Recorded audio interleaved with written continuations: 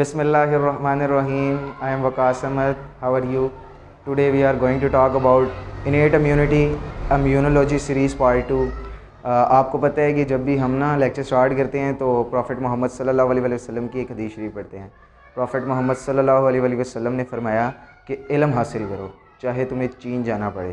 ठीक है, मतलब क्या, मतलब मफहूम ये है कि उस टाइम ना सऊदी अरब से चीन तक का डिस्टेंस, अरब से चीन तक का डिस्टेंस बहुत ज़्यादा हुआ करता था, और अगर ऊँटों में सफ़र करते या घोड़ों में सफ़र करते तो 3 4 5 महीने भी लग जाते थे। तो आप सल्लल्लाहु अलैहि वसल्लम ने यहाँ तक फरमाया कि इल्म हासिल करो चाहे तुम्हें चीन यानी इतनी दूर भी जाना पड़े, कोई इल्म की बात सीखने के लिए तो आप जाएँ। ठीक है, बिस्मिल्लाहिर्रहमानिर्रहीम। इम्यूनोलॉजी सीरीज़ की पार्ट 2 हम स्टार्ट करेंगे अभी। अगर आपने पार्ट 1 नहीं देखा हुआ ना हमारा, तो लिंक डिस्क्रिप्शन में मौजूद है, आप पहले जाएं पार्ट 1 देखें। अगर आप पार्ट 1 देखेंगे आपको अच्छे तरीके से समझ आ जाता है तो इंशाल्लाह आपको पार्ट 2 और अच्छे तरीके से समझ आ जाएगा। माइंड मैप मैं आपको बनवा देता हूँ कि हम क्या क्या करेंगे इसमें। ठीक है, हमारी बॉडी की इम्यूनिटी से क्या मुराद, मैंने आपको बताया था इम्यूनिटी से मुराद ये है कि हमारी बॉडी के अंदर कोई भी फॉरेन एंटीजर या फॉरेन पार्टिकल इंटर हो, चाहे बैक्टीरिया हो, चाहे वायरस हो, चाहे पैथोजन हो, चाहे माइक्रो ऑर्गेनिजम्स हो, प्लाज्मोडियम हो, माइक्रोस्कोप कुछ भी हो, माइक्रोब्स हो, कुछ भी हो, हमारी बॉडी क्या करे, उनके आगे डिफेंड करे, उनके आगे रेजिस्टेंस शो करे। ठीक है ना, उनको हमारी बॉडी को डिस्ट्रॉय ना करने दें। पैरासाइट्स होंगे जो मर्जी हों, क्या करेंगे, खुद अपना फ़ायदा उठाएंगे, हमें नुकसान पहुँचाएंगे। हमारी बॉडी ऐसा ना करने दे, उनको फ़ायदा ना उठाने दे, उनको नुकसान हमें ना पहुँचाने दे, और उनके आगे रेजिस्ट करे, रेजिस्टेंस शो करे। इस तरह की सारी चीज़ों की स्टडी ना हम इम्यूनिटी में करते हैं। फिर इम्यूनिटी से मैंने आपको बताया कि इम्यूनिटी को हमने 2 हिस्सों में डिवाइड किया होता है। एक इनेट इम्यूनिटी होती है, एक अडॉप्टिव इम्यूनिटी होती है। इनेट इम्यूनिटी क्या होती है? इनेट का मतलब है पैदाइशी, यानी ऐसी इम्यूनिटी जो हमें पैदाइशी तौर पे मिली हो। ठीक है, पैदाइशी तौर पे हमें क्या क्या मिला हुआ है? पैदाइशी तौर पे हमें एक स्किन मिली हुई है, एक हमें म्यूकस की लेयर मिली हुई है, पैदाइशी तौर पे हमें ब्लड सेल्स मिले हुए हैं, कम्प्लीमेंट्री प्रोटीन्स। ये 2 चीज़ें आती हैं। ठीक है, सेल्स में आते हैं हमारे पास जो स्किन है, स्किन सबसे पहले आती है फर्स्ट लाइन ऑफ डिफेंस। हमारी 3 लाइन्स ऑफ डिफेंस होती हैं। एक स्किन आती है, दूसरी म्यूकस की लेयर आती है या सेल्स आते हैं, और तीसरे हमारे पास जो है ना लास्ट लाइन ऑफ डिफेंस होती है अडॉप्टिव सिस्टम की, जो लिम्फोसाइट्स होते हैं, टी लिम्फोसाइट, बी लिम्फोसाइट, जो एंटीबॉडीज़ भी बनाती हैं। ये third last line of defence हमारी होती है। फर्स्ट जो लाइन ऑफ डिफेंस होती है हमारी स्किन होती है। जो हमारी स्किन होती है ना, ये स्किन आगे 5 लेयर से मिलकर बनी होती है, और इसकी जो लास्ट लेयर होती है ना, उसे कैरोटिनोसाइट्स कहते हैं। वो कैरोटिनोसाइट्स या जो कैरोटिनोसाइट सेल से बने होते हैं, कैरेटिन प्रोटीन्स उसमें होती है, वो हार्ड लेयर होती है, डेड लेयर्स होती है। तो वो क्या करती है, किसी भी जर्म्स को हमारी बॉडी में इतनी इजीली इंटर नहीं होने देती। जैसे ही जर्म्स आके अटैक करते हैं, वाटर प्रूफ है वो और प्रोटेक्टिव है, जर्म्स आके अटैक करते हैं उसके अंदर पेनिट्रेट नहीं कर पाते, क्योंकि फाइबर जो कैरेटिन और फाइब्रिन प्रोटीन होती है इतनी स्ट्रॉन्ग होती है कि जर्म्स को ईजिली अंदर पेनिट्रेट नहीं करने देती।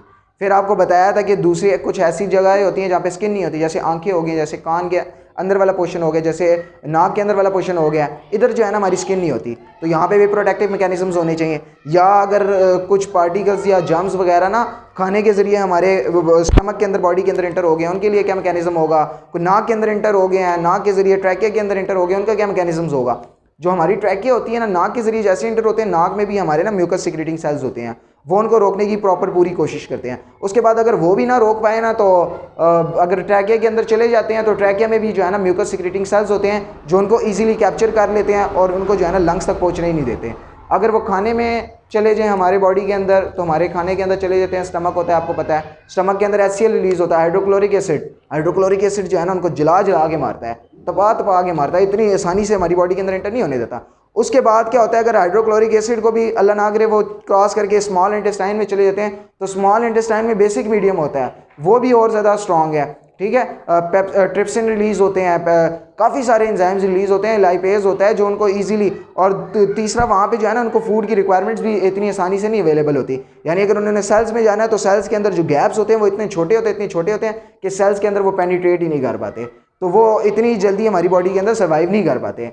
अब बैक्टीरिया के पास ना हमारी बॉडी के अंदर, या आंखों के, मैंने आपको बताया जहाँ पे स्किन नहीं होती, आंखों के जो एक्वस ह्यूमर होता है, आंखों के बाहर जो फ्लूइड होता है जिससे टीयर्स भी बनते हैं, एक्वस ह्यूमर में अंदर जो है ना एंजाइम्स होते हैं, लाइसोसाइम्स एंजाइम। अगर आंखों के जरिए पेनिट्रेट करने की कोशिश करते हैं तो लाइसोसाइम एंजाइम्स के जरिए वो उनको मार देते हैं। अब बैक्टीरिया के पास ना हमारी बॉडी में एंट्री करने का या एंटर होने का ना एक ही जरिया है। वो क्या जरिया है कि अगर हमारी बॉडी में कोई कट वगैरह लग जाए, कट वगैरह लगने के बाद जो है ना वो हमारी बॉडी के अंदर एंटर हो जाए। जैसे कट वगैरह लगने के बाद हमारी बॉडी के अंदर एंटर होता है तो अपना जो है ना असल रंग वो दिखाता है, अपना असल जो है ना दिखाता है, जी तुम लोगों ने हमें बहुत मारा हुआ है, हम आपको छोड़ेंगे नहीं। ठीक है, अब हम आज ना इनेट इम्यूनिटी से रिलेटेड पढ़ेंगे। इनेट इम्यूनिटी में दो किस्म की आती है हमारे पास।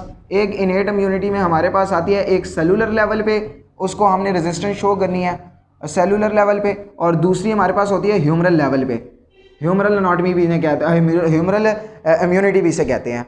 अब जो सेलुलर लेवल पे होती है ना, इसमें होता है वाइट ब्लड सेल्स का चक्कर, कि यहाँ पे वाइट ब्लड सेल्स आएंगे और वो वाइट ब्लड सेल्स जो है ना, यानी सेल्स हैं white blood cells, cellular cell level, ठीक है, वाइट ब्लड सेल्स आएंगे, वो इसे रोकने की कोशिश करेंगे। और जो ह्यूमरल होता है ना, ह्यूमरल में आ जाती हैं प्रोटीन्स, इसको आगे प्रोटीन्स के चक्कर में रोकना है। प्रोटीन्स कौन सी होती है, यहाँ पे हमारे पास होती हैं कंप्लीमेंट्री प्रोटीन, जो हमारा लिवर जो है ना कंटिन्यूसली बना रहा होता है।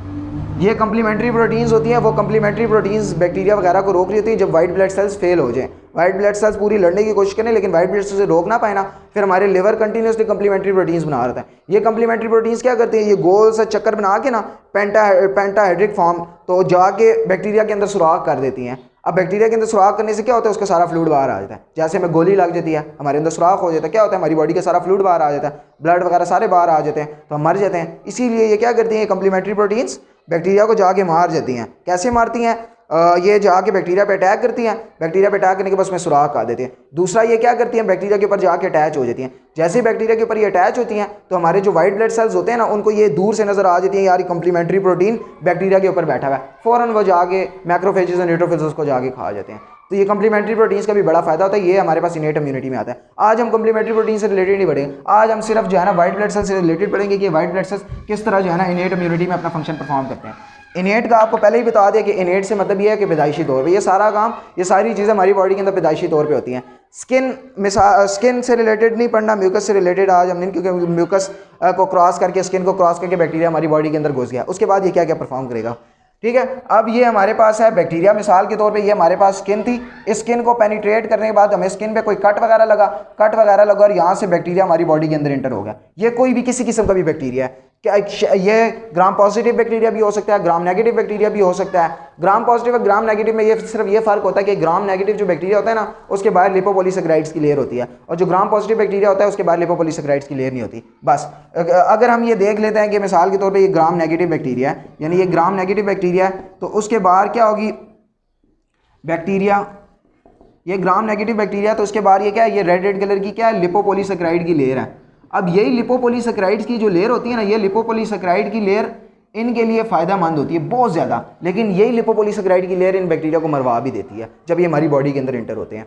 लिपोपॉलीसेकेराइड की लेयर इनके लिए इंपॉर्टेंट किस लिए है कि यही लिपोपॉलीसेकेराइड की लेयर क्या करती है, इनके सेल को, शेप को मेंटेन किए हुए हैं। जैसे हमारे पास जो प्लांट सेल्स होते हैं उनकी सेल वाल्स होती हैं, इनकी सेल वाल क्या करते हैं, सेल्स की शेप को मेंटेन किए हुए, ना श्रिंक होने देते हैं ना फटने देते हैं उनको, और लाइसिस होने देते हैं। इसी तरह ये जो लिपोपॉलीसेकेराइड की लेयर होती है ये क्या करती है, उनको प्रोटेक्ट किए हुए हैं, उनको जो है ना प्रॉपर, एक तो प्रोटेक्ट किए हुए हैं सेल्स को, दूसरा क्या कर रहे हैं, उनकी शेप को मेंटेन किया हुआ है, और तीसरा यही लिपोपॉलीसेकेराइड की लेयर ना उनको चिपकने में भी मदद करती है। कहीं चिपक जाते हैं, यानी हमारी बॉडी के अंदर एंटर हो गए तो एक सेल के ऊपर चिपक जाएगी, और ताकि उस सेल से जो है ना न्यूट्रिएंट्स वगैरह हासिल कर सके। तो यही लिपोपॉलीसेकेराइड की लेयर क्या है, इनके लिए बड़ी इंपॉर्टेंट है। लेकिन हमारी बॉडी के अंदर एंटर होते हैं, तो जैसे ही हमारी बॉडी के अंदर एंटर होते हैं तो हमारी बॉडी के सेल्स के पास तो लिपोपॉलीसेकेराइड की लेयर होती ही नहीं है, तो हमारी जो बॉडी के सेल्स होते हैं ना, स्पेसिफिकली वाइट ब्लड सेल्स, वो फौरन इसको पहचान जाते हैं इसी लिपोपॉलीसेकेराइड की लेयर की वजह से। यानी इस लिपोपॉलीसेकेराइड की लेयर को ना हम एक एंटीजेंस भी कह सकते हैं। इसका किसी पीस में इसके लिपोपॉलीसेकेराइड की लेयर के ऊपर ना एक छोटे छोटे से एंटीजेंस भी होते हैं, एंटीजेंस छोटे से, इसी को हम एंटीजन कहते हैं। लेकिन मैं आपको कह रहा हूँ कि मिसाल के तौर पे इसके एक छोटे से पीस को हम एंटीजन कहते हैं। तो अगर कोई वाइट ब्लड सेल्स आता है, वो वाइट ब्लड सेल्स क्या करेगा, इस एंटीजन को पहचानेगा, और एंटीजन को पहचानने के बाद कहेगा कि यार ये तो हमारी बॉडी का सेल्स है ही नहीं, इस तरह से पहचान देगा। अगर ये ग्राम पॉजिटिव बैक्टीरिया होता, तो ग्राम पॉजिटिव बैक्टीरिया होता तो इसके पास जो है ना फ्लैजिला होती, या इसके पास टिकोइक एसिड होता है या लिपोटिकोइक एसिड्स होते हैं, उसके एंटीजन्स मौजूद। ये ग्लूकोज के मॉलिक्यूल हैं, लिपोपॉलीसेकेराइड्स के मॉलिक्यूल होते हैं छोटे छोटे से, या जो है ना ग्लाइकोप्रोटीन्स के मॉलिक्यूल्स होते हैं, कम्प्लेक्सेस होते हैं। जो जिस तरह हमारी सेल मेम्ब्रेन होती है, सेल मेम्ब्रेन किससे मिलकर बनी होती है, थोड़े से जो है ना फास्फोलिपिड से, कार्बोहाइड्रेट भी होते हैं, थोड़े थोड़े से ग्लाइकोप्रोटीन्स भी होती हैं, या जो हमारी सेल्स की इंटीग्रिटी को मेंटेन करती है। इसी तरह जो बैक्टीरिया का सेल वाल होती है, बैक्टीरिया की हमने एनाटॉमी वगैरह में, माइक्रोबायोलॉजी में पढ़ते हैं, मैं बैक्टीरिया की एनाटॉमी में नहीं जा रहा कि क्या होता है, कि मैं आपको सिर्फ ये बता रहा हूँ कि हमारे पास जो ग्राम पॉजिटिव बैक्टीरिया होते हैं उनके बाहर जो है ना टिकोइक एसिड या लिपोटिकोइक एसिड्स होते हैं। इसी तरह या इनके जो ये फ्लैजिला होता है जो इनको इनकी मूवमेंट में मदद करता है, ये फ्लैजिला भी एक प्रोटीन से मिलकर बना होता है जिसका नाम होता है फ्लैजिलिन। फ्लैजिलिन। अब ये जो 3 चीज़ें होती हैं ना, ये इन 3 चीज़ों के ये 3 चीज़ें जो है ना बैक्टीरिया के लिए बड़ा इंपॉर्टेंट भी होती हैं। एक लिपोपोलीसैकेराइड्स, एक फ्लैजिलिन, या आपको बता दिया अगर ये ग्राम पॉजिटिव बैक्टीरिया होता तो टिकोइक एसिड या लिपोटिकोइक एसिड। या ये 3 चीज़ें जो है ना इनके लिए सर्वाइवल के लिए बड़ा इंपॉर्टेंट है, और यही चीज़ें इनको मरवा देती हैं। ये कैसे इनको मरवाती हैं कि इनके ऊपर जो है ना पैम्स होते हैं,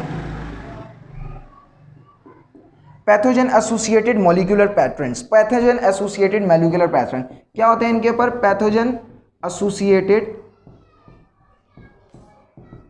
मॉलिक्यूलर पैटर्न्स। अब इसका क्या मतलब है pathogen associated molecular patterns?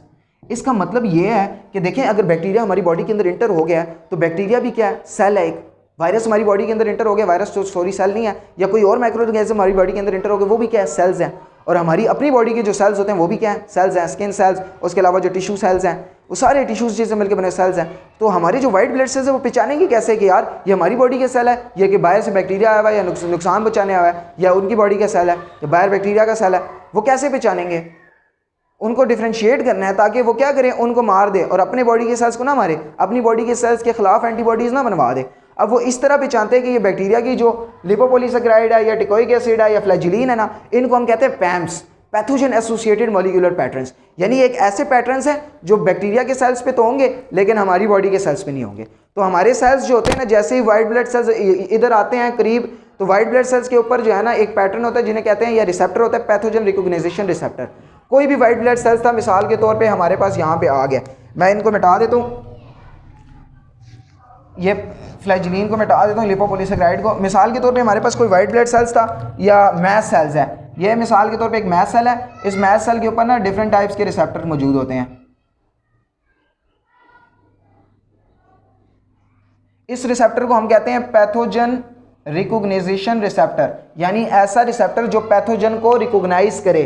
Pathogen recognition receptor, pathogen recognition receptor PRR। अब ये क्या करेगा? ये मिसाल के तौर पे ये एक एंटीजन था, ये पैथोजन रिकॉग्नाइजेशन रिसेप्टर आएगा और आने के साथ इसके साथ ये आके बाइंड कर जाएगा। जैसे ये इसके साथ बाइंड करेगा आके तो फ़ौरन इसे पता लग जाएगा कि यार ये तो हमारी बॉडी के अंदर है ही नहीं, यानी ये पैथोजन एसोसिएटेड मॉलिक्यूलर पैटर्न्स को पहचान लेगा। जैसे ये पैम्स को पहचानेगा तो ये PRR पैथोजन रिकॉग्नाइजेशन रिसेप्टर क्या करेगा? फ़ौरन एक्टिव हो जाएगा। जैसे ये एक्टिव होगा ना, ये क्या करेगा? ये डिफरेंट टाइप के केमिकल्स रिलीज करना स्टार्ट कर देगा। इसके अंदर जो ये पहले ये हमारे पास क्या है? मैस सेल्स है। मैस सेल सबसे पहले आते हैं क्योंकि मैस सेल जो है ना स्किन जैसे ही कटती है इर्द गिर्द जो है ना 24 घंटे टिश्यू फ्लूइड्स के अंदर ये मौजूद रहते हैं। ये मैस सेल सबसे पहले वहाँ पे मौजूद रहते हैं, इसीलिए जैसे ही बैक्टीरिया के साथ पहले बैक्टीरिया के साथ सबसे पहले यार बाली का ये मैस सेल्स क्या करेंगे? इनको पता लग जाता है कि यार बैक्टीरिया एंटर हो गए, तो मैस सेल ना डिफरेंट टाइप्स के केमिकल्स रिलीज करना स्टार्ट कर देंगे। 4 इंपॉर्टेंट केमिकल्स मैंने यहाँ पे लिखे हुए हैं, हिस्टामिन्स, लिकोट्रीन्स, ब्रेडिकाइनिन्स और प्रोस्टाग्लैंडिन्स। ये 4 इंपॉर्टेंट केमिकल्स ऐसे हैं जो ये फौरन रिलीज करना स्टार्ट कर देंगे। कौन कौन से? Histamines, bradykinins, prostaglandins, लिकोट्रीन्स।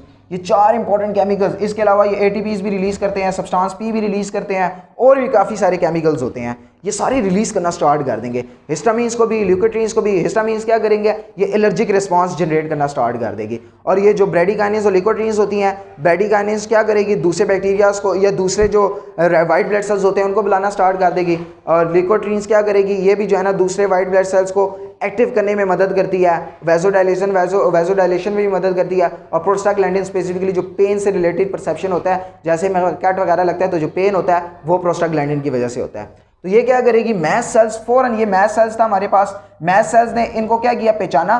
पहचानने के बाद क्या किया? Histamines, bradykinins, prostaglandins, लिकोट्रीन्स, substance P और ATP भी जो है ना रिलीज करने स्टार्ट कर दिए। ये सारे क्या करते हैं? ये सारे क्या करेंगे? एक तो ये क्या काम करेंगे, मैंने आपको बताया कि ये वाइट ब्लड सेल्स जो इर्द गिर्द जा रहे होंगे स्पेसिफिकली ये ब्लड सेल्स के अंदर, उनको जो है ना वाइट ब्लड सेल्स को कहेंगे कि यार यहाँ पे कट लग गया, आप नीचे आना स्टार्ट कर दें, प्लीज़ हमारी मदद के लिए आएँ। सबसे पहला ये काम। और वाइट ब्लड सेल्स कब ज़्यादा पहुँचेंगी? जब ये वैजो कॉन्स्ट्रिक्शन होगी। वैजो कॉन्स्ट्रिक्शन के लिए क्या करना पड़ेगा?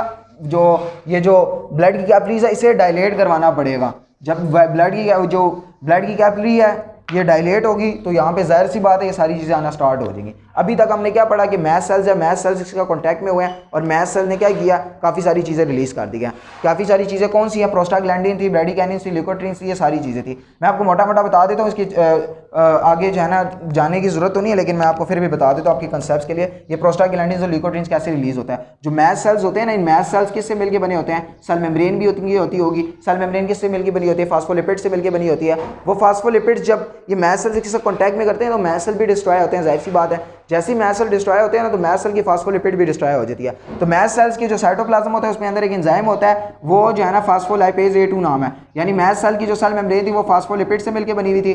फास्फोलिपिड्स के अंदर जो फास्फोलिपिड्स थी, जैसे ये डिस्ट्रॉय हुआ सेल मेम्ब्रेन, तो ये फास्फोलाइपेज A2 नाम का एक एंजाइम होता है, फास्फोलाइपेज A2। वो क्या करता है, फ़ौरन इस फास्फोलिपिड्स को तोड़ देता है दो हिस्सों में, एक हिस्सों में यानी एरिकडोनिक एसिड में तोड़ देता है, एरिकडोनिक एसिड में। जैसे ये एरिकडोनिक एसिड में टूटता है ना, तो एरिकडोनिक एसिड सबस्ट्रेट है दो एंजाइम्स के लिए। एक एंजाइम होता है कॉक्स साइक्लोऑक्सीजिनेज, एक होता है लॉक्स लाइपोऑक्सीजिनेज। तो ये जो कॉक्स होता है ये एरिकडोनिक एसिड को फ़ौरन कन्वर्ट कर देता है प्रोस्टाग्लैंडिन्स में,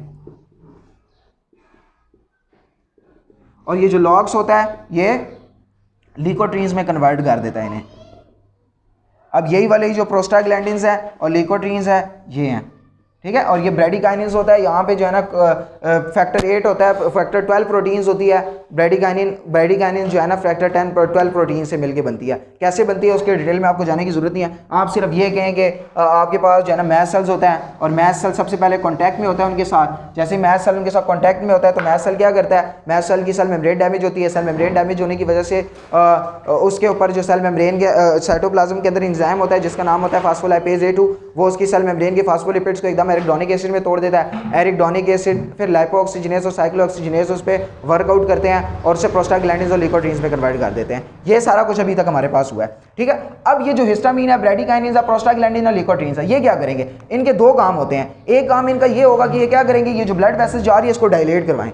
इसको क्या करें, डायलेट के डायलेशन से क्या होगी कि डायलेशन से ये होगा कि ज़्यादा से ज़्यादा खून इस तरफ आएगा इन्फेक्टेड साइड पे। ज़्यादा से ज़्यादा खून आएगा तो ज़्यादा से ज़्यादा वाइट ब्लड सेल आएंगे। ज़्यादा से ज़्यादा वाइट ब्लड सेल आएंगे तो क्या करेंगे, ज़्यादा से ज़्यादा बैक्टीरिया को किल करने की कोशिश करेंगे। तो सबसे पहला मेन काम इनका ये है कि ये हिस्टामिन, ब्रैडीकाइनिन, प्रोस्टाग्लैंडिन, ल्यूकोट्रीन्स जो है ये ब्लड वेसल्स को डायलेट करवाएं। ब्लड वेसल्स को डायलेशन के दो मेथड होते हैं कि ये ब्लड सेल्स कि जो ब्लड कैपिलरीज है डायरेक्टली उन पे भी एक्ट करें और दूसरा ये मसल सेल्स पे भी एक्ट करें, क्योंकि ब्लड की कैपिलरीज हवा में तो नहीं जा रही, मसल सेल्स के अंदर ही जा रही हैं। तो ये मसल सेल्स को भी रिलैक्स करवा देती है जिसकी वजह से मसल सेल की रिलैक्सेशन से वेजोडाइलेशन हो जाती है। और एक जो है ना ये इसके एंडोथेलियल सेल्स पे खुद ही जाके एक्ट करेंगे जिसकी वजह से वेजोडाइलेशन हमारे पास हो जाएगी। और दूसरा मेन काम इनका ये होगा कि ये जो इर्द गिर्द जो वाइट ब्लड सेल्स होते हैं उनको भी ये बुला लेते हैं। यानी अगर टिश्यू फ्लूइड में कोई वाइट ब्लड सेल्स घूम रहे जैसे लैंगरहांस सेल्स होते हैं और नेचुरल किलर सेल्स होते हैं, डेंड्रिटिक सेल्स होते हैं, ये उनको भी जाके बुलाएंगे। ये किस तरह बुलाएंगे भी हम डिटेल से पढ़ते हैं, ठीक है।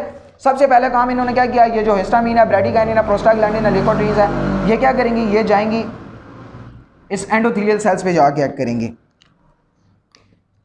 ये मिसाल के तौर पे ये सारे सब्सटेंसेस, सारे केमिकल्स ये जा रहे हैं, ये एंडोथेलियल सेल्स हैं जो ब्लड कैपिलरीज के ऊपर जो होते हैं ना, ये इसको एंडोथेलियल सेल्स कहते हैं। ये इनके ऊपर जाके एक्ट करेगी। जैसे ये इनके ऊपर जाके एक्ट करेगी ना, ये जो ये दो सेल्स मैं बाहर निकाल रहा हूँ, ये मिसाल के तौर पे एक सेल ये है और एक सेल ये है।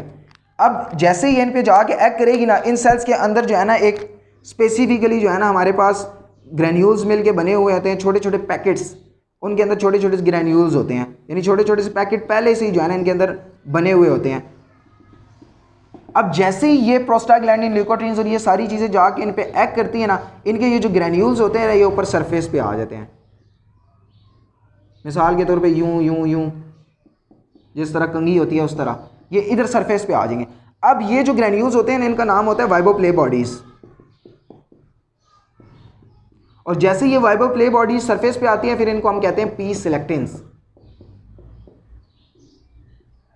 अब ये पी सिलेक्टेंस का काम क्या होगा, इन्होंने क्या काम किया, हिस्टामिन, ब्रैडीकाइनिन, प्रोस्टाग्लैंडिन, ल्यूकोट्रीन्स ने क्या काम किया, सबसे पहले जाके एंडोथेलियल सेल्स पे एक्ट किया। एंडोथेलियल सेल्स पे एक्ट करने के बाद क्या हुआ, एंडोथेलियल सेल्स के अंदर जो वाइबो प्ले बॉडीज थी वो जाके सरफेस पे एक्सप्रेस हो गया। सरफेस पे एक्सप्रेस होने के बाद इन्होंने क्या किया कि जो सरफेस पे एक्सप्रेस हो गया तो फिर हमने पी सिलेक्टेंस का नाम दे दिया। अब यहाँ पे किसी किस्म का जो वाइट ब्लड सेल्स जा रहा था, मिसाल के तौर पर ये हमारे पास मैक्रोफेज है, ये हमारे पास जो है ना डेंड्रिटिक सेल्स है, ये हमारे पास जो है ना मैक्रोफेज है या न्यूट्रोफिल्स है वगैरह वगैरह, ये जा रहे थे। अब जैसे ये यहाँ से गुजरने की कोशिश करेंगे ना तो इनकी सरफेस के ऊपर क्या एक्सप्रेस हुई हुई है, इनकी सरफेस के ऊपर एक्सप्रेस हुई हुई है पी सिलेक्टेंस।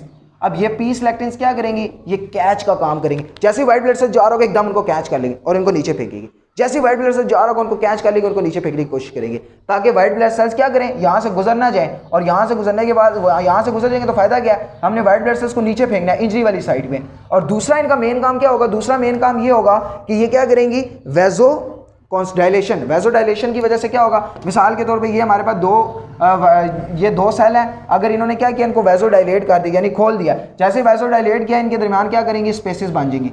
जैसे इनके दरमियान स्पेसेस बन जाएगी, जो वाइट ब्लड सेल्स हैं तो वाइट ब्लड सेल्स क्या करेंगे, उनको एक ईजिली स्पेस मिल जाएगी और वो नीचे आना स्टार्ट कर देंगे। अब ये जो इजीली उनको स्पेस मिल जाती है जिसकी वजह से वो नीचे आना स्टार्ट कर देते हैं, इस प्रोसेस के वाइट ब्लड सेल्स के प्रोसेस को कहते हैं डायपडीसिस। यानी डायपडीसिस के प्रोसेस हो रहा है जिसकी वजह से व्हाइट ब्लड सेल्स आगे गुजर नहीं रहे, व्हाइट ब्लड सेल्स इंजरी वाली साइड पे आ रहे हैं। व्हाइट ब्लड सेल्स कैसे आ रहे हैं, आपको बताया कि histamine, bradykinin, prostaglandin, leukotriene release हुए हैं। इन्होंने क्या किया कि ब्लड की कैपिलरीज के एंडोथेलियल सेल्स पैक किया, एंडोथेलियल सेल्स ने क्या किया, डायलेट कर दिया। अब वो खुल गए हैं। मिसाल के तौर पर एंडोथेलियल सेल्स थे यूं थे। अब अगर मैं इनको डायलेट कर देता हूं, इनको खोल देता हूँ, डायलेशन का क्या मतलब, इनको खोल दो, इनको खींचता हूँ, एक यहाँ से खींचता हूँ, एक यहाँ से खींचता हूँ, तो इनके दरमियान क्या होगा, जाहिर सी बात है छोटे छोटे स्पेसेस बन जाएंगी यूं। तो अब इसी तरह की स्पेसेस बन जाती हैं कि जब ये वाइजोडाइलेशन, ये इंपॉर्टेंट केमिकल्स इन पे एक्ट करते हैं, छोटी छोटी सी स्पेसेस बन जाती हैं। अब उसकी वजह से क्या होता है, जो डेंड्रिटिक सेल्स हैं, मैक्रोफेजेस हैं, वो आहिस्ता आहिस्ता नीचे आना स्टार्ट कर देते हैं। दो प्रोसेस से वो नीचे आ रहे हैं। पहला प्रोसेस है डायपडीसिस। डायपडीसिस की वजह से क्या हो रहा है, इनके दरमियान स्पेसेस बन जाते हैं। स्पेसेस की वजह से ये एमीबॉइड मोशन करते हुए आते हैं नीचे, जिन्हें डायपडीसिस कहते हैं। एमीबॉइड मोशन करते करते एक डायबिटीसिस से आ रहे हैं। और दूसरा क्या काम हो रहा है, दूसरा जो ये पी सिलेक्टिन्स एक्टिव हुई है, पी सिलेक्टिन्स उनको पकड़ पकड़ के नीचे फेंक रही है। पी सिलेक्टिन्स उनको, इनके दरमियान गैप्स हैं, पी सिलेक्टिन यहाँ से पकड़ती हैं और पकड़ पकड़ के उनको नीचे फेंक रही है। अब ये इस प्रोसेस को भी मार्जिनेशन कहते हैं। अब मार्जिनेशन का प्रोसेस है, यानी पी सिलेक्टिन को पकड़िए, एक पी सिलेक्टिन पकड़ता है, फिर दूसरा पी सिलेक्टिन पकड़ता है और पकड़ पकड़ के इनको नीचे फेंक देता है। अब क्या हुआ कि इन्होंने क्या काम किया, हिस्टामिन, ब्रैडिकाइनिन, प्रोस्टाग्लैंडिन, ल्यूकोट्रीन्स ने क्या काम किया, इन्होंने ये काम किया कि सबसे पहले इन्होंने ब्लड वेसल्स को डायलेट किया। ब्लड वेसल की डायलेशन से क्या हुआ कि जो एंडोथेलियल सेल्स उनके दरमियान गैप्स बन गए। जैसे इनके दरमियान गैप्स बने, उनके गैप बनने की वजह से क्या हुआ कि जो व्हाइट ब्लड सेल्स थे एक एंडोथेलियल स्पेस के अंदर आ गए हैं। अब ये जैसे ही white blood cells endothelial space के अंदर आया है, क्या होगा, यहाँ पे हमें पता है कि बैक्टीरिया मौजूद है। वो बैक्टीरिया क्या करेगा, वो बैक्टीरिया के साथ ये लड़ना स्टार्ट कर देंगे। और दूसरा मेथड कौन सा था, पी सिलेक्टिन्स का मेथड था। पी सिलेक्टिन्स का मेथड कैसा था कि यहाँ पे वाइबोप्ले बॉडीज थी, वाइबोप्ले बॉडीज एक्सप्रेस होगी सरफेस पे, उन्होंने व्हाइट ब्लड सेल्स को पकड़ पकड़ के नीचे फेंकना स्टार्ट कर दिया। अब व्हाइट ब्लड सेल्स जब यहाँ पे नीचे आ गए, मिसाल के तौर पे ये हमारे पास है न्यूट्रोफिल्स, ये नीचे आ गया, ये हमारे पास मैक्रोफेज है, ये मैक्रोफेज नीचे आ गया। और उसके अलावा हमारे पास और भी काफ़ी सारे व्हाइट ब्लड सेल्स नीचे आने की कोशिश करते हैं। चूँकि न्यूट्रोफिल्स सबसे ज़्यादा होते हैं, ये हमारी बॉडी के अंदर 62% होते हैं, तो सबसे पहले न्यूट्रोफिल्स आते हैं। और दूसरा ये कि न्यूट्रोफिल्स बहुत ज़्यादा मोटाइल होते हैं। और ये जो हिस्टामिन, ब्रैडिकाइनिन, प्रोस्टाग्लैंडिन रिलीज होता है, तो ये न्यूट्रोफिल्स जो है ना एक्टिव सबसे पहले ये सारी चीज़ें जाके सबसे पहले न्यूट्रोफिल्स को एक्टिव कराती हैं। और मैक्रोफेज कम होते हैं, तकरीबन 6 से 7% होते हैं, तो उसके बाद जो है ना मैक्रोफेज आती हैं। ये न्यूट्रोफिल्स यहाँ पे पहुँच गए। उसके अलावा आपको क्या पता है उसको, इसके अलावा ये यहाँ पे जो है ना सिर्फ व्हाइट ब्लड सेल्स और रेड ब्लड सेल्स थोड़ी आएंगे, इसके अलावा जो ब्लड के अंदर दूसरा फ्लूइड्स होता है वो भी नीचे आना स्टार्ट कर देगा। जैसे ही जो और फ्लूइड होगा वो नीचे आना स्टार्ट कर देगा। यहाँ पे हमें पता है कि पेसिनियन कॉर्पसल्स भी होते हैं जो हमारे पेन को इंड्यूस करवाते हैं, ब्रेन तक पेन को लेके जाते हैं, तो वो भी एक्टिव हो जाएंगे। और जैसे इसीलिए हमें कट लगता है तो थोड़ी देर तो हमें वो जगह थोड़ी बहुत सुन नहीं जाती है, लेकिन उसके बाद एकदम दर्द होना स्टार्ट हो जाता है। जैसे एकदम दर्द क्यों होना स्टार्ट होता है कि हमारी स्किन कटी है, अंदर ब्लड वेसल्स भी डैमेज हुई होंगी। अगर ब्लड वेसल्स डैमेज ना भी हुए तो स्किन कटी है, तो उसके बाद जो मैस्ट सेल्स होते हैं वही केमिकल्स रिलीज करते हैं, वैजो कॉन्स्ट्रिक्शन होती है, वैजो डायलेशन होती है। वैजो डायलेशन की वजह से तो फ्लूइड बाहर आता है, फ्लूइड बाहर आने के बाद वो फ्लूइड जो है ना पेसिनियन कॉर्पसल्स पे एक्ट करता है और हमें पेन इंड्यूस होना स्टार्ट हो जाता है। तो ये पेन इंड्यूस होगा इस तरीके से हमें। अब ये मैक्रोफेजेस और न्यूट्रोफिल्स नीचे पहुंच गए हैं यहाँ पे। अब जैसे ये न्यूट्रोफिल्स और मैक्रोफेजेस नीचे पहुंची क्या करेंगी, ये मिसाल के तौर पर ये हमारे पास एक बैक्टीरिया, ये बैक्टीरिया है। अब इस बैक्टीरिया के साथ इन्होंने लड़ना है। ये बैक्टीरिया था हमारे पास, ये इसकी फ्लैजिला, ये न्यूट्रोफिल्स इसके पास पहुंच गया। इस तरह बहुत गन मच रहा है, तो मैं क्या करूं, इसको गोल गोल बनाने की कोशिश कर रहा हूँ। अब ये मिसाल के तौर पे हमने न्यूट्रोफिल्स बनाया है और ये हमारे पास है मैक्रोफेजेस, ये हमारे पास मैक्रोफेजेस हैं।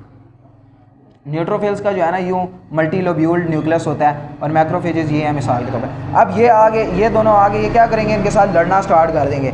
बैक्टीरिया को इन्होंने मारना है, इन्होंने बैक्टीरिया के साथ लड़ना है। अब बैक्टीरिया को मारने के इनके पास 3 तरीके होते हैं। पहला तरीका तो ये है कि ये जाके फैगोसाइटोस खा जाए, बैक्टीरिया को पूरा का पूरा खा जाए, एमीबॉइड मूवमेंट करें, यूँ बैक्टीरिया को घेरें और उसको खा जाए। ये मिसाल के तौर पे हमारे पास मैक्रोफेज है, ये क्या करेगा, ये बैक्टीरिया है हमारे पास, तो ये क्या करे, एमीबॉइड मूवमेंट शो करे। एमीबॉइड मूवमेंट से क्या मतलब है, यूँ यूँ यूँ इसके घेरा तंग करे। उसके बाद क्या करे, ये बैक्टीरिया हमारे पास ये मैक्रोफेज है, ये यूं यूं उसको अंदर ले जाए और उसके बाद जो है ना उसको खा जाए। ये अमीबॉइड मूवमेंट होती है। पहला तरीका इनके पास मारने का ये है कि ये अमीबॉइड मूवमेंट करे, अमीबॉइड मूवमेंट से जो है ना उनको मार दे।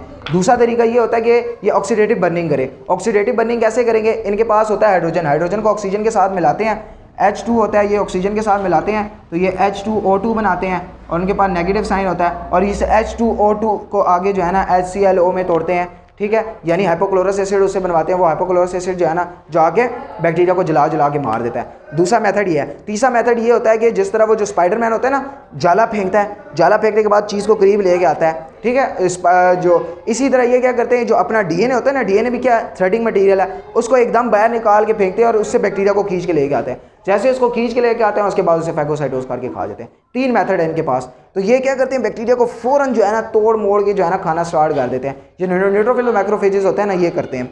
अब ये जो न्यूट्रोफिल्स होते हैं ना, ये क्या करते हैं, इन बैक्टीरिया को तोड़ तोड़ के इनके छोटे छोटे पीसेस कर देते हैं। छोटे छोटे पीसेस करने के बाद इनको लिम्फ में डाल देते हैं और वो लिम्फ जो है ना लिम्फोसाइट्स के पास जाती है। लेकिन ये जो मैक्रोफेजेस होते हैं ना, ये तोड़ने के बाद बैक्टीरिया को क्या करते हैं, इनको इसी तरह नहीं छोड़ते। इनका कोई एक पीस होता है ना, वो उठा के फ़ौरन ले जाते हैं लिम्फ नोड के पास। लिम्फ नोड के पास लेके जाते हैं, वहाँ पे हमारे लिम्फोसाइट्स होते हैं, टी लिम्फोसाइट्स और बी लिम्फोसाइट। अब ये जो टी लिम्फोसाइट और बी लिम्फोसाइट होते हैं ना, उनके पास टी लिम्फोसाइट को जाके एक्टिव कराते हैं। उनको कहते हैं कि यार आप एक्टिव हो, आप हमारी मदद के लिए आएँ। टी लिम्फोसाइट हमारी बॉडी की आर्मी होती है, यानी हमारी अगर हमारे सारे सिस्टम फेल हो, सारे के सारे वाइट ब्लड सेल्स फेल हो जाए, लेकिन टी लिम्फोसाइट एक्टिव होना, तो टी लिम्फोसाइट सारे बैक्टीरिया को मार देती है।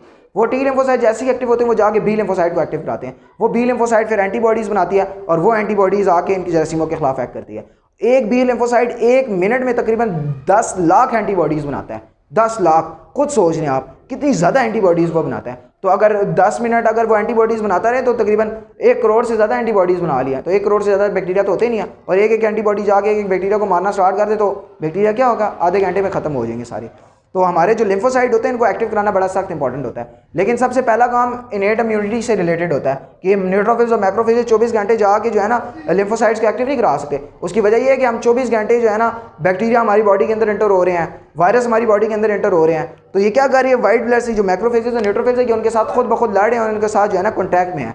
अब ये नहीं होता कि छोटे छोटे मसले के लिए जो है ना आर्मी को बुला लिया जाए। जैसे मिसाल के तौर पे कुछ छोटा मोटा डाकू है, छोटा मोटा डाकू गलियों में घूम फिर रहा है, तो छोटे मोटे डाकुओं के लिए आर्मी को नहीं बुला लेते, उसको टैकल करने के लिए अब पुलिस होती है। अगर पुलिस से काबू में नहीं आते, गैंग उनका बड़ा है, फिर हम क्या करेंगे, रेंजर्स को बुलाएंगे। रेंजर से भी काबू में नहीं आते, फिर हम एंटी टेररिस्ट स्क्वाड को बुलाएंगे। एंटी टेररिस्ट स्क्वाड के बाद आर्मी आती है। चार तो इसी तरह से बैक्टीरिया वायरसेस हमारी बॉडी में इतने ज़्यादा एंटर हो रहे हैं, तो उनको मारने के लिए पहले हमारे पास ये न्यूट्रोफिल्स और मैक्रोफेजेस है, ये लैंगरहांस सेल्स है, ये इनको मारते हैं। अगर इनसे नहीं मरते हैं उसके बाद ये जाके कम्प्लीमेंट्री प्रोटीन्स को एक्टिव करेंगे। कम्प्लीमेंट्री प्रोटीन से भी नहीं एक्टिव करते, फिर टी लिम्फोसाइट्स आएंगे। टी लिम्फोसाइट भी नहीं एक्टिव होते, फिर बी लिम्फोसाइट की एंटीबॉडीज़ आएंगी, और वो लास्ट लाइन्स ऑफ डिफेंस है।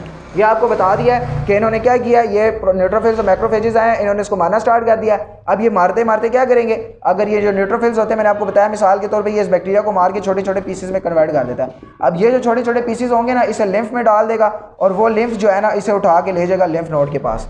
लेकिन ये जो मैक्रोफेजेस होंगे, ये मैक्रोफेजेस को तोड़ने के बाद क्या करेंगे, एक प्रोटीन्स का इसके बाद रिसेप्टर होता है जिसे MHC क्लास 2 कंपाउंड कहते हैं, उसके पास एक्सप्रेस करने के बाद उसे लिम्फ नोड के अंदर ले जाएंगे और फिर लिम्फ नोड्स के बाद इसके खिलाफ एंटीबॉडीज़ बनवाने में मदद करेंगे।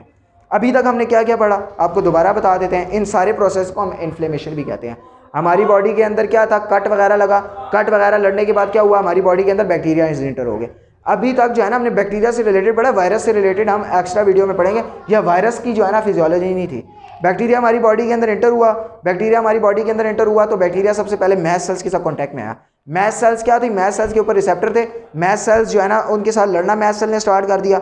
मैस्ट सेल ने पहले उनको पहचाना, कैसे पहचाना, उनके पास पैम्स थे, पैथोजन एसोसिएटेड मॉलिक्यूलर पैटर्न्स थे, और जो मैस्ट सेल्स थे, मैस्ट सेल के पास पैथोजन रिकॉग्नाइजेशन रिसेप्टर थे। दोनों ने कंबाइन किया और मैस्ट सेल पहचान गया, उन्हें मैस्ट सेल पहचान गया कि यार ये बाहर गया। कैसे पहचाना, उनके जो पैथोजेंस होते हैं वो लिपोपोलीसेकेराइड से मिलकर बने होते हैं, ग्राम नेगेटिव बैक्टीरिया में, लिपोटिकोइक एसिड ग्राम पॉजिटिव बैक्टीरिया में, या फ्लैजिलिन प्रोटीन उनके पास होती है। इन 3 चीज़ों को मैस्ट सेल पहचानता है। जैसे ही इनको पहचान जाता है मैस्ट सेल फ़ौरन हिस्टामीन रिलीज़ करना स्टार्ट कर देता है। हिस्टामीन की वजह से क्या होता है, एलर्जी के रिस्पॉन्स स्टार्ट हो जाते हैं, या इर्द गिर्द हमें खारिश होना स्टार्ट हो जाती है, या मेरे स्किन का कलर चेंज होना स्टार्ट हो जाता है। या इसके अलावा क्या करता है मैस्ट सेल्स, इसके अलावा मैस्ट सेल हिस्टामीन जो मैस्ट सेल्स की जो सेल मेम्ब्रेन होती है लड़ते लड़ते शायद डैमेज हो गई हो, तो वो जो सेल मेम्ब्रेन होती है वो फास्फोलिपिड से मिलकर बनी होती है। वो फास्फोलिपिड्स क्या करते हैं, वो फास्फोलिपिड्स को फास्फोलाइपेज A2 एरिडोनिक एसिड में कन्वर्ट कर देता है। वो एरिडोनिक एसिड प्रोस्टाग्लैंडिन या लिकोट्रीन्स में कन्वर्ट हो जाती है।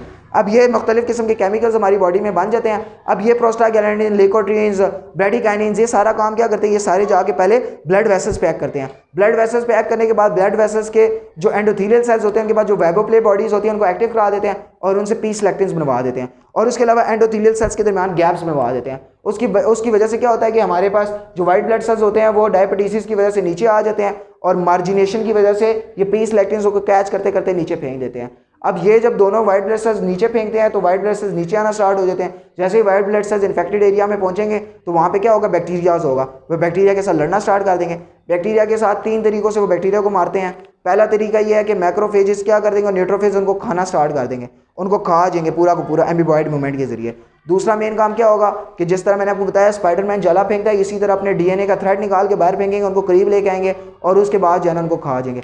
तीसरा मेन मेथड ये होता है कि ऑक्सीडेटिव बर्निंग होती है, H2O2 बनता है, H2O2 से हाइपोक्लोरस एसिड बनता है और उनको जला जला के मार देता है। अब ये जो न्यूट्रोफिल्स होते हैं उनको बैक्टीरिया को मारने के बाद उनके जो छोटे छोटे पीसीज होते हैं उनको उसी तरह जो है ना लिम्फ में डाल देता है, और वो लिम्फ की वजह से वो लिम्फ नोड के बाद खुद ब खुद पहुंच जाते हैं जहाँ पे बी सेल्स और टी सेल एक्टिव होते हैं, फिर एंटीबॉडीज़ बनाते हैं। लेकिन ये जो मैक्रोफेजेस होते हैं ये क्या करते हैं, उनको मारने के बाद उनका जो छोटा पीस होता है यानी डेड बॉडी होती है उसको अपने MHC क्लास 2 कंपाउंड पे एक्सप्रेस करते हैं और उसको उठा के जो है ना खुद ही लिम्फ नोड के पास लेके जाते हैं और वहाँ पे बी सेल और टी सेल एक्टिव कराते हैं। अब हमें अक्सर आपने देखा होगा कट वगैरह लग जाते हैं या मोटरसाइकिल से गिर जाते हैं, हमें कट्स वगैरह लग जाते हैं तो हमें बुखार भी हो जाता है। वो बुखार क्यों होता है, उसकी वजह ये होती है कि हमारे पास ये जो न्यूट्रोफिल्स और मैक्रोफेजेस है ना ये 2 इंपॉर्टेंट केमिकल्स और रिलीज़ करते हैं। एक का नाम होता है ट्यूमर निक्रोटिंग फैक्टर अल्फा, ये ट्यूमर निक्रोटिंग फैक्टर अल्फा, और एक होता है इंटरल्यूकिन 1।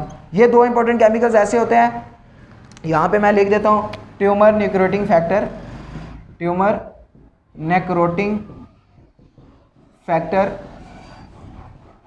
अल्फा, और दूसरा हमारे पास ये जो केमिकल्स रिलीज़ करते हैं उसका नाम है इंटरल्यूकिन 1। अब ये जो इंटरल्यूकिन 1 होता है, ट्यूमर निक्रोटिंग फैक्टर्स होते हैं ना, ये जाके हाइपोथैलेमस पे ऊपर एक्ट करते हैं। हाइपोथैलेमस को बताते हैं कि यार आपकी बॉडी के अंदर बैक्टीरिया एंटर हो गया और अब जो है ना बॉडी का टेम्परेचर राइज करवाओ। बॉडी का टेम्परेचर राइज करवाने से मदद क्या मिलेगी कि इंसान ना फिजिकल एक्टिविटीज़ नहीं करेगा, इंसान लेट जाएगा, इंसान जो है ना अपनी एहतियात करना स्टार्ट कर देगा और अपनी बॉडी की केयर करना स्टार्ट कर देगा, ज़ख़म वगैरह को चेक करवाना स्टार्ट कर देगा, उस पर कोई टॉनिक्स वगैरह लगाएगा, पेन किलर लेगा, कोई बाहर से मेडिसिन लेगा, जिसकी वजह से वो मेडिसिन भी क्या करेंगे, बैक्टीरियाज को मारने में मदद प्रोवाइड करेंगे। और उसके अलावा वो क्या करेगा, हेल्दी फूड्स खाएगा, कावा पिएगा, फ्रूट्स खाएगा वगैरह वगैरह, वो भी जो है ना जाके बैक्टीरिया के ख़िलाफ़ इम्यून सिस्टम को स्ट्रॉन्ग करवाती है। तो ये हाइपोथैलेमस का बॉडी का टेम्परेचर राइज करने से एक ये फ़ायदा होता है। दूसरा ये क्या करते हैं, ये लिवर्स के पास चली जाती है। जैसे ये लिवर के पास पहुँचती है तो लिवर को कहते हैं कि भाई आप कम्प्लीमेंट्री प्रोटीन जल्दी जल्दी से बनवाओ। कम्प्लीमेंट्री प्रोटीन्स बनवाने से क्या होगा, वो कम्प्लीमेंट्री प्रोटीन्स बैक्टीरिया के ऊपर एक्ट करती हैं और वो बैक्टीरिया को मरवा देती हैं। उसकी वजह ये होती है कि ये सारे काम इसलिए परफॉर्म करवाने होते हैं क्योंकि जो बैक्टीरिया होता है ना हमारी बॉडी में 20-20 मिनट बाद डिवाइड हो रहा होता है, और जो हमारे न्यूट्रोफिल्स या मैक्रोफेजेस मर जाते हैं इन बेचारों ने 24 घंटे बाद बनना होता है।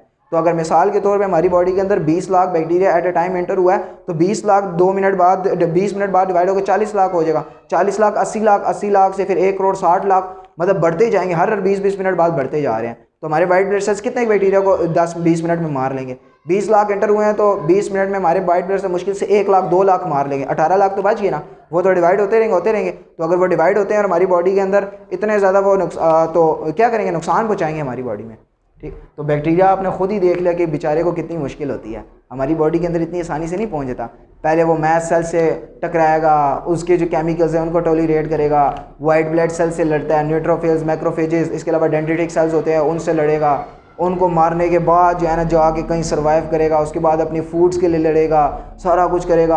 आगे ये इसके लिम्फोसाइट्स बनेंगे, वो आएंगे उनके साथ लड़ेगा जो अडॉप्टिव इम्यूनिटी में आएंगे, बी लिम्फोसाइट आएंगे उनकी एंटीबॉडीज़ के साथ लड़ेगा। जब सारों के साथ लड़ने में कामयाब हो जाए ना फिर ये जाके मैं बीमार करता है। फिर हमारे एक टीचर होते थे इशफाक हुसैन साहब, वो कहते थे कि यार बैक्टीरिया का हक बनता है मैं बीमार करे। बेचारों ने कितनी लड़ाइयाँ की हैं, कहाँ से एंटर हो गए, कहाँ से वो लड़ाइयाँ करते कहाँ तक वो पहुँचे बेचारे। अब उनका हक भी बनता है यार हमें बीमार करें। 10 जगह से तो वो लड़ के आ गए हैं। तो उम्मीद है इंशाल्लाह आपको वीडियो पसंद आई होगी। वीडियो पसंद आई है तो अच्छे अच्छे कमेंट्स करें। सब चैनल अगर आपको ज़रूरत है तो सब्सक्राइब करें, नहीं ज़रूरत तो सब्सक्राइब करने की आपको ज़रूरत नहीं है यार। और आप ये कमेंट में बता देंगे यार वीडियो कहाँ कहाँ से देखी जा रही है। ओके, अल्लाह हाफ़िज़।